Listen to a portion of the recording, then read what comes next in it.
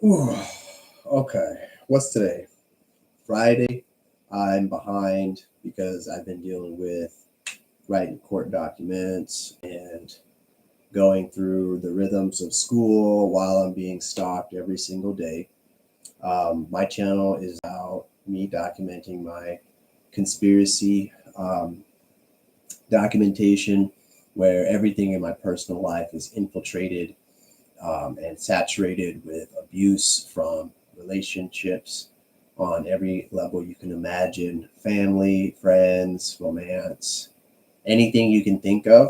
And so, on this particular vlog, we're going to be talking about my newest tenant. I do some room shares, and I have a guy by the name of Will Decker. He's a minor league baseball player. Come up here to hang out with a female. I gave him a month. Okay. He's from Charlottesville, Virginia. I'm going to do a quick screen share real quick. And it's important that I express and help describe the abuse that is associated with this gentleman. We have rules here: clean in, clean out with the community and the common living quarters. This guy likes to basically be a bull in a china shop and do everything quite contrary to what we've agreed to. So I went ahead and put his vacate notice. I gave him a vacate notice. Now, it's important that I share all of this personal information about him, is because the second he got here, he started exhibiting all of those things that we had discussed about being organized and clean in common quarters, and he decides he's going to do everything contrary to that. So while I was at the gym yesterday, there was a guy I was doing back. But what this program does is they'll take things of stimuli, things of irritability, or things of indifference, and then they'll stalk you with it. So this is what Will looks like. He's let's do a screen share real quick. And the whole time they will act as if nothing is going on. Right? Just talk to you normally. Okay. They'll just talk to you and act like nothing's going on. But when they're talking to you, they're either doing one of about two or three things. Number one, the conversation will be around something that you're going to do in the future, right? So they'll have a conversation with you and they'll turn it so that it's pertaining to you in some way, shape, or form, right? So whatever they're going through, you'll be going through. So they gaslight you through their personal experiences. Okay. In this case, he's talking about this girl that he's talking to. She's a nurse, and I've had a long history with nurses, and so now he's going and trying to chase down this nurse, essentially.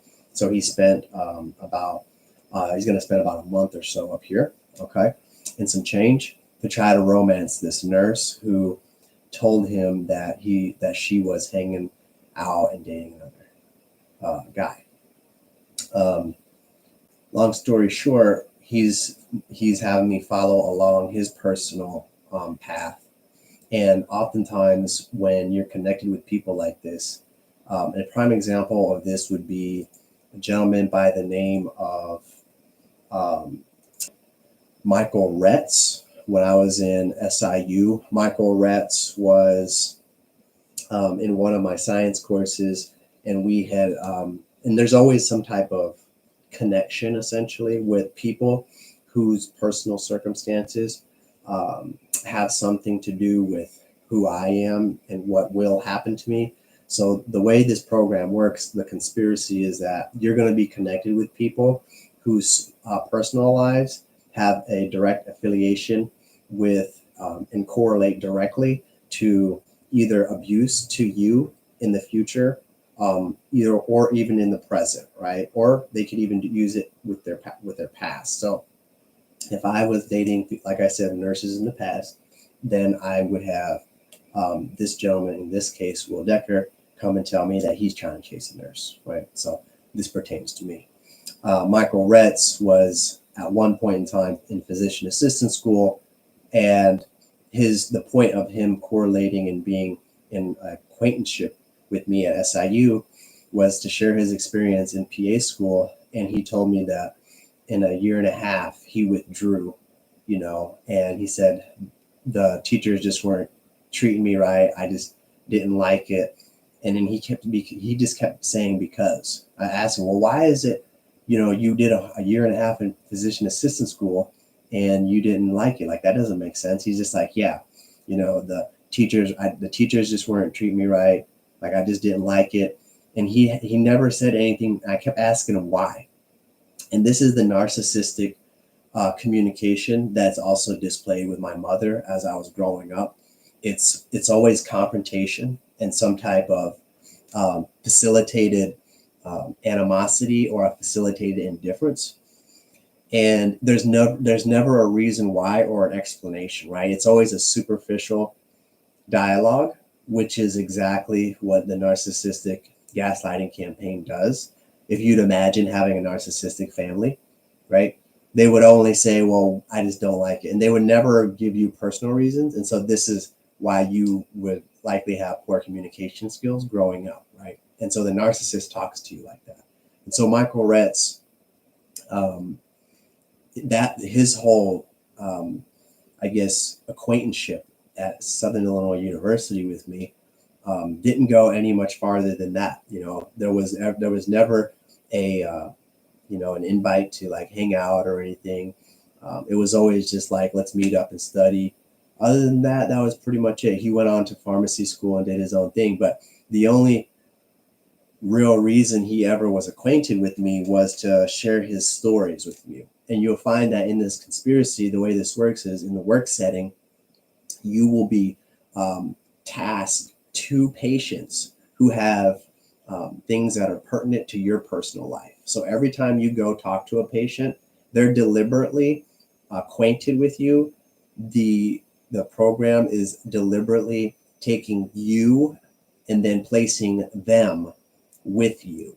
Okay, so that when they talk, everything that's going on in their personal life is essentially reflected back at you. And there's a lot of gaslighting and this persistent mirroring, like I mentioned with Michael Retz, and the whole conversation about how he went to physician assistant school, how he told me that he was in there for a year and a half and withdrew. And it was the same with me. It was right around a year and a half when I started to have problems and I had to withdraw, right? And I had the same quarrels and the same problems that he had mentioned with people such as my professors gaslighting me, and as I mentioned, the director stalking me. And so that's how this whole thing works. So I have this gentleman here, Will Decker, in here talking about how he's chasing after a nurse, right? Using a very similar experience, if you will, to reflect. And this is a very common tactic of abuse, right?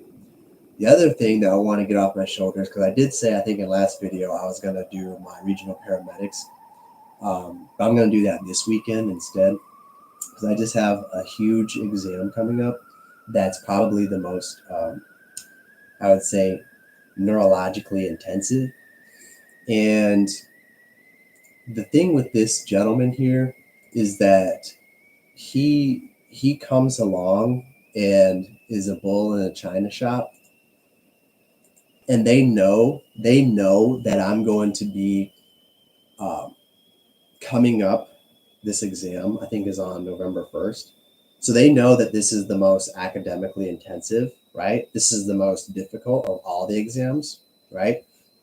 And so what they'll do is now all of a sudden I have an antagonizer in my house, okay? So I have an antagonizer in the house. Every time I come home, there's something going on in the common space. Right? Examples would be tissues on the floor for some reason, spilling things on the hardwood floor and leaving it.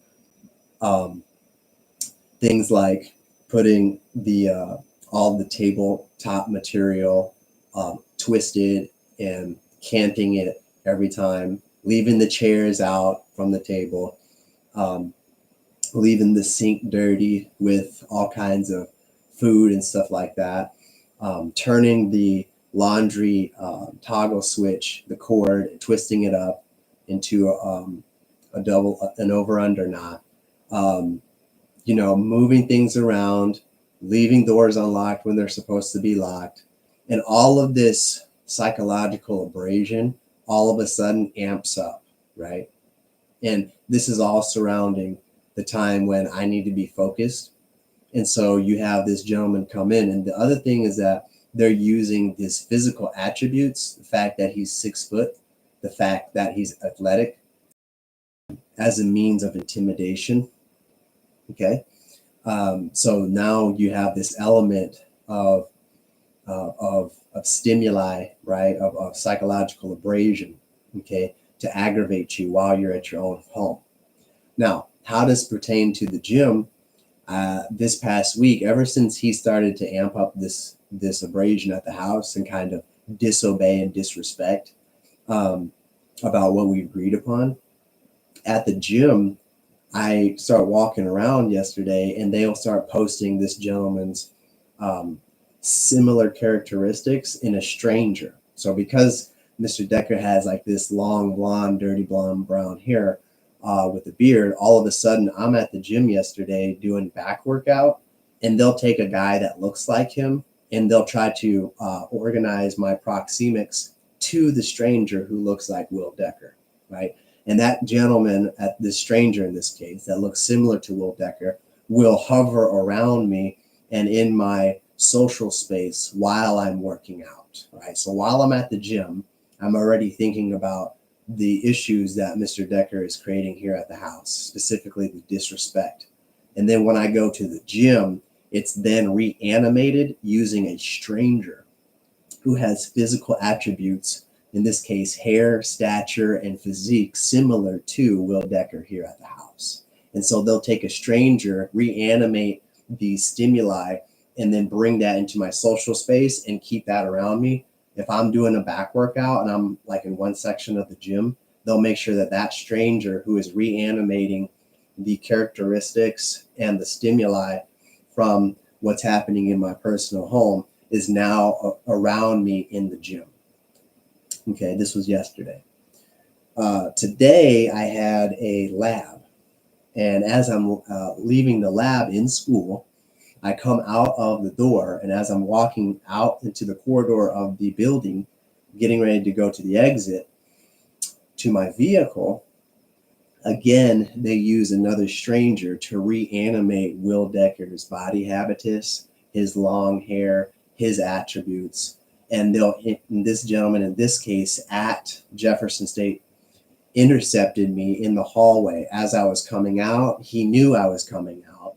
So he chose to then come out of a hallway, step in front of me. And so now I'm walking like this down the corridor and he's in front of me. And then he disappears into a classroom, right? And then I take a turn.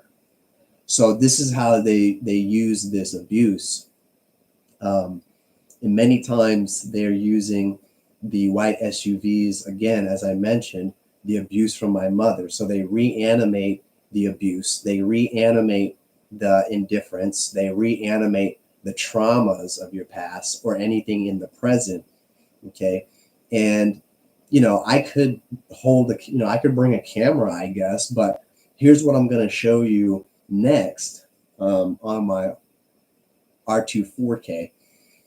Just like they've done in subsequent videos, I've showed you where they went through and erased the video that I have of them stalking me with these white SUVs. Yesterday, the same day after being abused by the animated Mr. Decker in the gym, the guy, the lookalike, basically, I am inundated. I'm talking inundated with so many white SUVs. And I went to my car before leaving, obviously. I turned my car on. I noticed that the LCD was telling me again that there was an error. Now, I told you I've checked everything. Everything is fine. I even have the most high speed. I think it's like a V2 or A2. So I have like the high speed SD card. Everything is dress right dress on this thing, okay? And when I go and looked to make a video today of yesterday on the way home, this is what I find. So I'm looking here And I'm looking at yesterday's times, and yes, you could see I did leave. Let's see, at, it appears to be 12:31. So at 12:31, I began leaving my home, and then I parked in the parking garage at 12:50. This tells me that it was about a 17 or 19-minute drive. Okay. And then I start the vehicle here at 1:56 after working out. And then all of a sudden, I have no footage, even though I was watching it. I have no footage of any of the abuse and the stalking leaving that particular gym. Okay, so it's all been erased. Again, going through any device that's Wi-Fi enabled and removing the device. No, in this case, I'm sorry, not the device, but the data. Okay. So again, every minute, just like you see here, there should be for every minute, again, 19 minutes back home, right? So I arrived a little after 2, it should be around 2:18, maybe even 2:17 I should have been home. So there should have been an additional 15 to 17 videos. And you see that all that's videotaped is me turning my vehicle on. And this is them hacking the device, as I mentioned. Okay. I haven't had, in the very beginning, I didn't have any of these issues. These issues began to arise after I started posting things last year and saving information, which they destroyed through my SD card. Once I started saving that information on my SD, all of a sudden they began deliberately targeting my R2-4K. There's nothing wrong with that R2-4K. Brand new. I've got the best of the best SD card in there. I've got the right version of the SD card in there. And I have a 256 gigabyte chip in there. Okay. So again, this is what I am enduring. And it's just a headache. And at the same time, it's like every time you talk to somebody, no one believes anything you're saying. And again, it's like you're talking to NPCs. Okay, it's like you're talking to NPCs. So this weekend, we're going to start up the series on regional paramedic services. And that is the biggest thing that happened this week. I chose not to videotape. Like, I'm more cognizant of my dash cam now to prevent the information from being erased. So anytime something happens from now on, I'm just going to pull the SD card immediately. Because now that I know that they're surveilling everything and they're always hacking things, whenever something happens, I'm just going to start pulling the card and uploading it immediately and not leaving anything or power or anything associated in any way that they would remove that information. So that's the biggest thing that I'm going to try to do, is I'm just going to try to take it and just pull it and keep it, the power source away and everything away. And if it's erased, then it's got to be hella special, right? Either they'll suck it through the internet connection while I'm uploading it or drawing it from my adapter. But there shouldn't be long stretches of information like that are exclusive and specific, right? We talked about this many times in previous videos. I'll reference the video number if you haven't seen my channel. But it's like, if there wasn't something going on, then they would never be missing information specifically to what I'm talking about, right? So if it was just bullshit, right, and I was completely delusional, for example, then why would they have picked specific information that's always is specifically exactly what I'm talking about, right? It's always the perfect videos that I want to pull and pluck are this exact specific videos that are missing.